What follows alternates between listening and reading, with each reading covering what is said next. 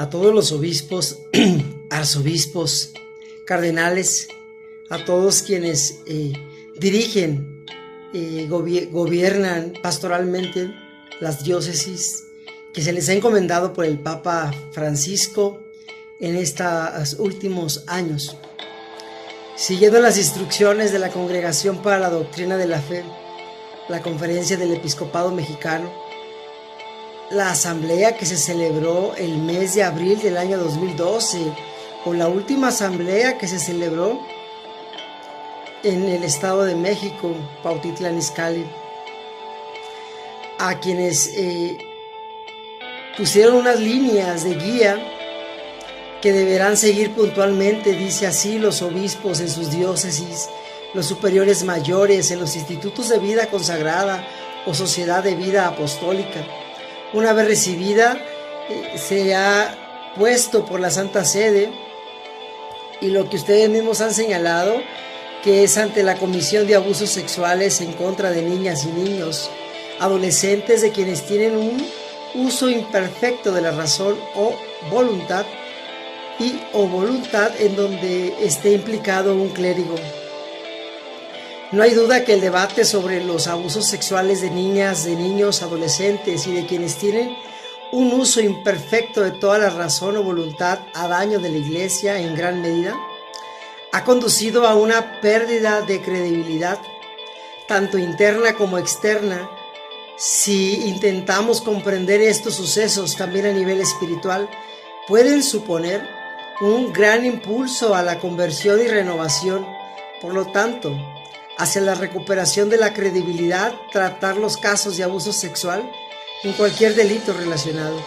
de forma debida y con valor de ser veraces y justos, que pueda convertirse en una oportunidad de transparencia. Los delitos de los cuales trata el Canon 1395, párrafo 2, son graves, que configuran una ofensa profunda, sobre todo al mismo clérigo que con un comportamiento contradice la consagración que ha hecho de sí el día de su ordenación, y además causa un serio sufrimiento y un daño a la víctima, junto a su familia, junto a la comunidad cristiana y a la sociedad. La intervención de las autoridades eclesiásticas tiene que ser pronta, expedida, imparcial, tratando de conocer por su legítimo medio si hay víctimas o victimarios. Ha de investigar diligente y conscientemente para llegar a la verdad de los actos de la omisión de la que se pueda valer toda víctima que esté acusando. Señores obispos, quienes somos víctimas de abuso sexual por parte del clero católico, un día los vimos como protectores, como nuestros padres, como nuestros tutores, como el mismo Dios o Jesucristo que ni ustedes ni nosotros conocimos en persona. Sin embargo, depositamos toda confianza plena en ustedes, quien la víctima no escogió ser abusado por un sacerdote. El sacerdote que se filtró, quien cometió actos de pedofilia, fue el que escogió a la víctima para abusarlo sexualmente. Por eso, como ese día que las víctimas, quienes somos víctimas y hoy sobrevivientes de abuso sexual, no los vimos como enemigos, sino como defensores y como amigos, hoy podemos decir que ese día todavía no ha llegado. Por lo tanto, no somos completamente la iglesia que debemos de ser. Un hogar seguro para las niñas y los niños adolescentes. Finalmente, hacemos nuestro el pensamiento decisivo que en su momento pensó Juan Pablo II y que también ha hecho suya su santidad Benedicto XVI, y que actualmente el Papa Francisco dice: no hay sitio en el sacerdocio o en la vida religiosa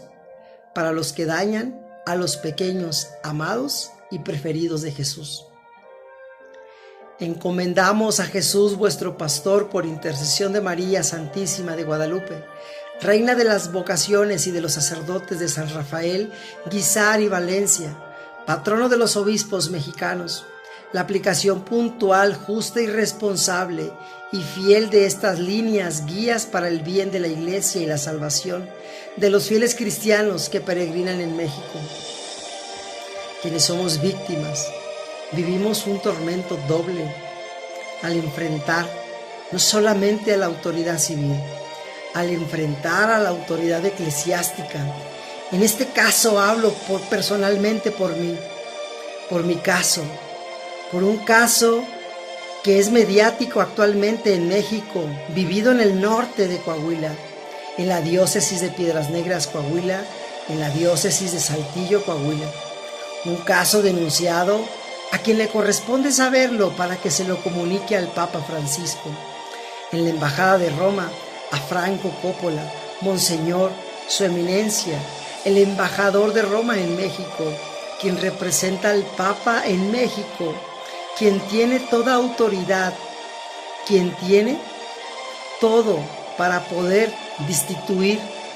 y comenzar un juicio canónico contra quien se le está acusando.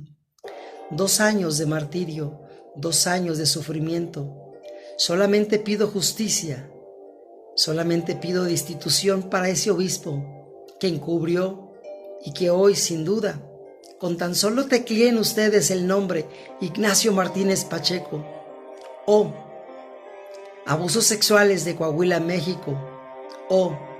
obispo Alonso Gerardo Garza Treviño, nos daremos cuenta de cómo es tan evidente el encubrimiento que se hizo a favor de este depredador sexual, quien hoy cumple una condena, el ex rector del seminario, Juan Manuel Riojas Martínez, alias el Padre Meño.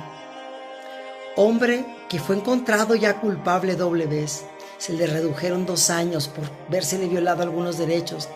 pero solamente por enfrentar a la primer víctima, a mi hermano Roberto Javier Calzada. Un servidor aún no lo ha enfrentado. El juez, en esta última revocación, me otorgó y me otorgaron la calidad de víctima directa por abusos continuados que elaboró y que creó el Padre Meño, por lo cual tengo los mismos derechos que la primer víctima y puedo someterme a juicio canónico, que es lo único que he pedido. Hoy soy ignorado y burlado por Pedro Pablo, canciller de la Arquidiócesis de Monterrey, por el mismo arzobispo Rogelio Cabrera, presidente de la Conferencia Episcopal de Obispos, un obispo que nunca ha dado la cara a nosotras las víctimas. He sido burla de Monseñor Ramón Macías, colaborador del embajador de Roma en México, y sobre todo de Franco Coppola. Solamente pedimos justicia, nada más. A la Nunciatura Apostólica de México, obispos y sacerdotes de Coahuila, Tijuana, Matamoros, Tepic, Guadalajara, Monterrey, San Juan de los Lagos, México, Campeche, Sonora, Irapuato, León, Guanajuato, Mexicali, Michoacán, Zacatecas, San Luis Potosí, Oaxaca, Piedras Negras, Torreón, Saltillo, Veracruz, Guerrero, Tlaxcala, Cancún y de toda la nación mexicana. Los obispos y sacerdotes siguen cometiendo estos crímenes horrendos. Siguen abusando de su autoridad y aún siguen, y lo más lamentable es que siguen cometiendo crímenes horrendos en detrimento de sus fieles menores víctimas inocentes, hombres jóvenes deseosos de ofrecer su vida a la iglesia. Mismos jerarcas que han permitido con su silencio que dichos crímenes sigan siendo perpetrados hasta este año 2019. El rostro de Cristo está desfigurado por tantos delitos cometidos por estos hombres.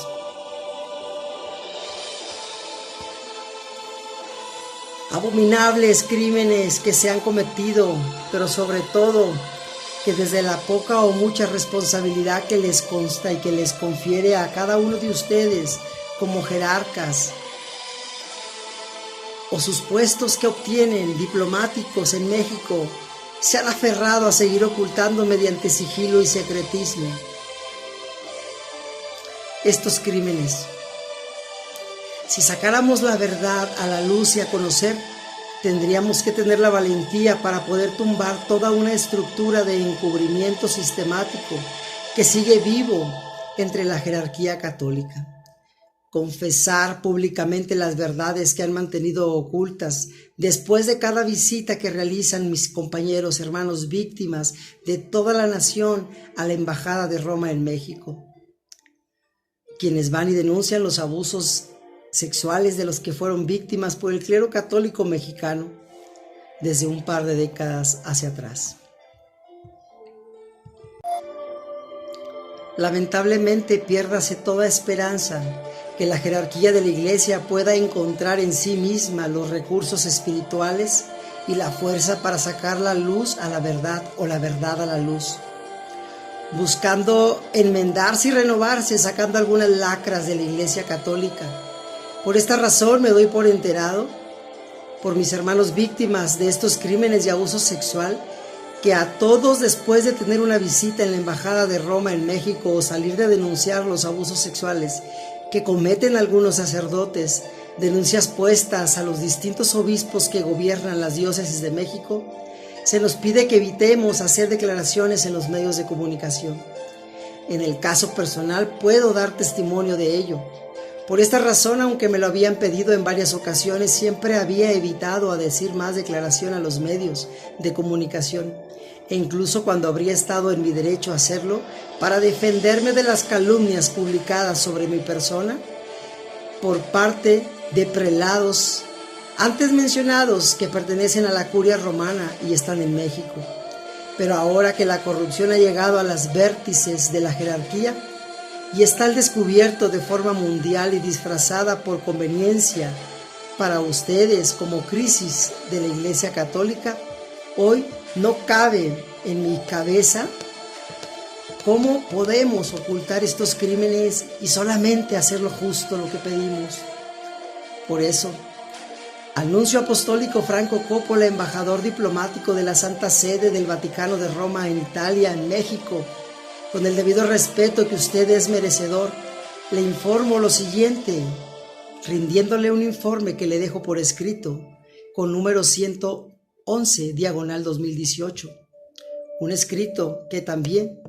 se lo destino con copia a la Subsecretaría de los Derechos Humanos, al Mecanismo de Protección para Personas Defensoras de los Derechos Humanos y Periodistas, a la Secretaría de Gobierno Federal en México, misma de la que soy beneficiario y suscrito como persona, por ejercer por profesión defensor de los derechos humanos, abanderando el Frente Nacional contra el Abuso por el Clero Católico Mexicano, según el expediente asignado MECSEN 046-D0-2018, mismo que he impreso en una playera por si me llegasen a encontrar muerto y tirado. Sepan que todo lo documentado base a abusos sexuales del clero están en una carpeta y un expediente que sigue los procesos previstos en los ordenamientos legales que guarda el número de oficio URC/356/2018,